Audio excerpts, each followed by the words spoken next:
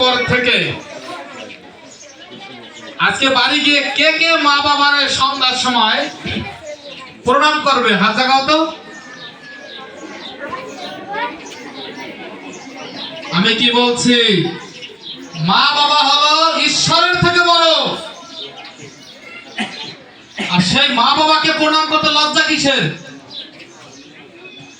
আর চলাচলের সময় যদি যারা বড়, মনে থাকবে অন্য ধর্মের লোকজন কিন্তু তাদের ধর্মীয় একটা ভাষা ব্যবহার করে, আসসালামু আলাইকুম বা অন্য কিছু। ধর্মের লোকজনকে দেখে একবার হরে কৃষ্ণ বলতে পারি, তাহলে আমরা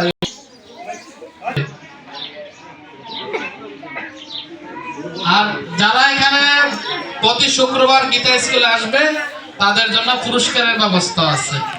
যারা ফার্স্ট সেকেন্ড হবে, ভালো গীতা পাঠ করতে পারবে, তাদের জন্য পুরস্কার আছে, মনে থাকবে। গীতা নিয়ে কেউ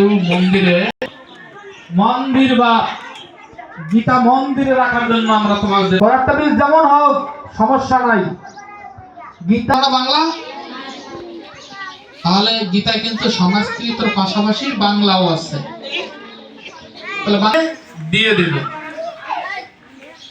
যাতে মা বাবা গীতা শ্রবণের মাধ্যমে পুণ্য লাভ করে এবং তার পাপ মোচন হয়ে এসে যাতে বৈকুণ্ঠ ধামে যেতে পারে।